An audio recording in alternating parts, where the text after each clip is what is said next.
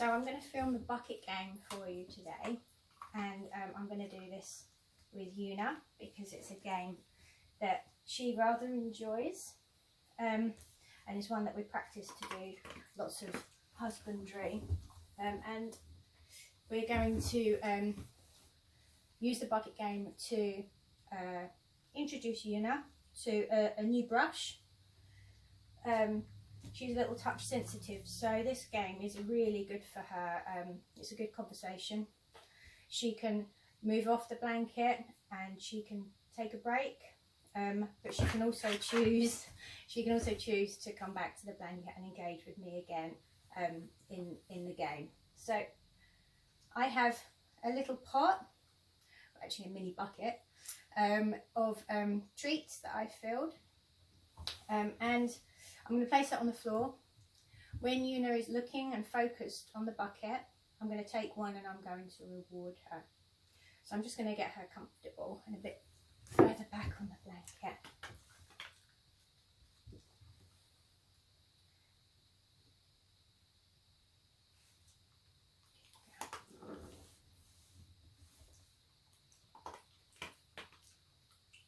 So I want her to obviously be as relaxed as she can, so I am going to encourage her just to lay down a little. And then just wait for her body to relax. You can see that she's very focused on the bucket. Sorry about my my other dog there crashing in there. He rather likes his game too.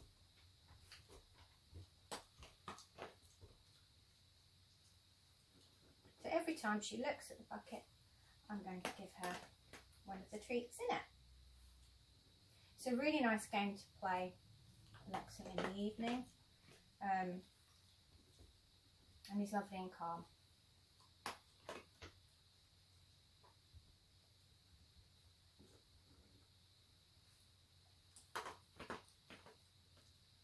You can see I'm not saying too much to her. I don't need to give her lots of cues and prompts. I'm just literally really capturing that nice calm behaviour at the moment. So like I said, my aim is going to be to introduce the brush slowly to her.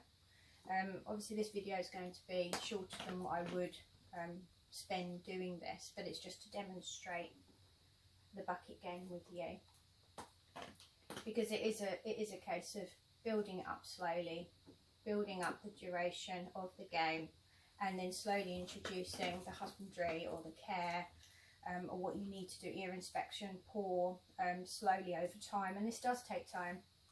I can't give a time limit on how long, you know, each behaviour that we ask from our dogs is going to take. So again, when she's focused on the bucket, I'm just going to give her a reward. I'm not going to go in straight away with she is used to, you know, being groomed, but like I said, this brush I haven't used on her before. She's relaxing a little bit more, which is nice. So first of all, I'm going to use my hand just to stroke her back. Like I said, Yuna is touch sensitive, so even something like that is something I would build on very slowly. So my hand's coming, obviously she's wondering what I'm going to do. As soon as she's relaxed, okay, I'm going to just keep feeding her from the bucket. She's wondering again, what is Mum doing? She's looked away, so I'm going to just stop.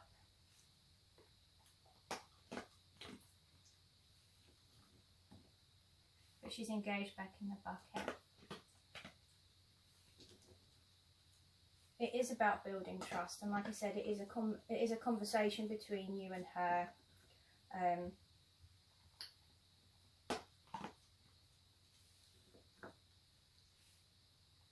it does give them that opportunity to say, no, I need to take a break, I need to stop.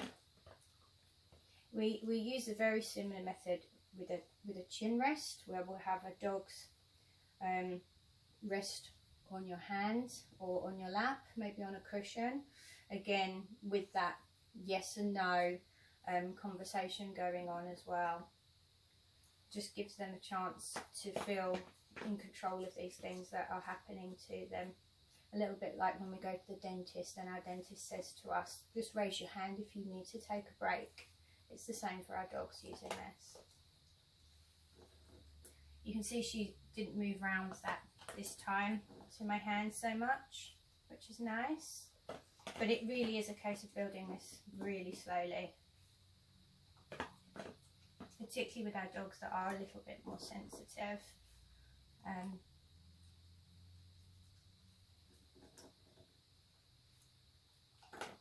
That we do need to slowly build trust with.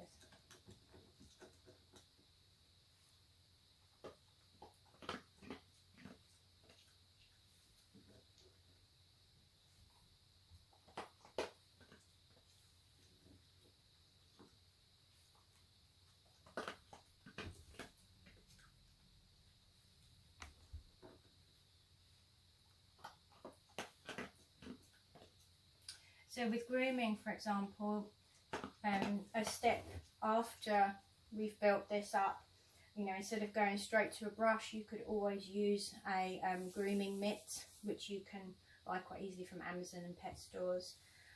So then you're getting the dog used to the feeling of something different than obviously your hand on them, which is a step in between that and the brush. Particularly useful with rescue dogs that, you know, touch has meant negative associations.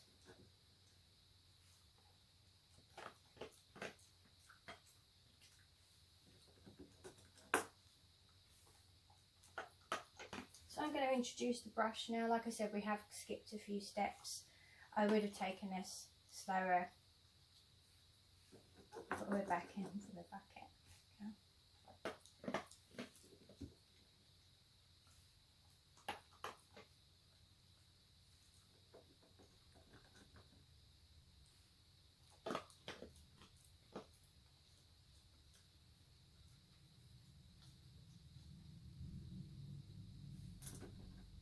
She looked away, hence I stopped. But we're looking back at the bucket, and I'm going to just start grooming her again.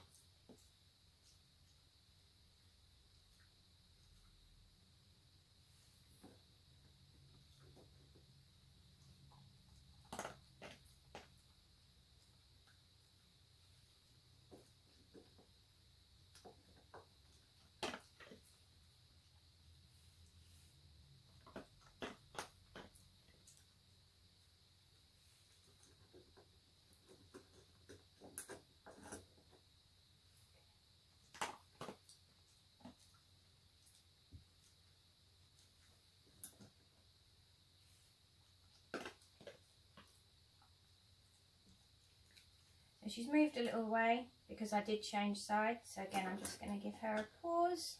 She's looked back at the bucket and I'll just start again. Another step we've also got to remember is obviously desensitising the equipment we're using. So something like a brush, nail clippers.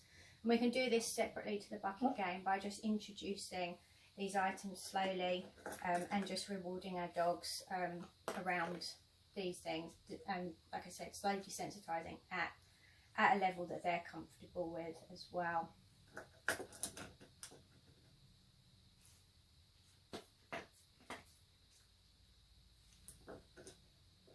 you can see she again looked towards the brush, I stopped, she looked back at the bucket and I started again.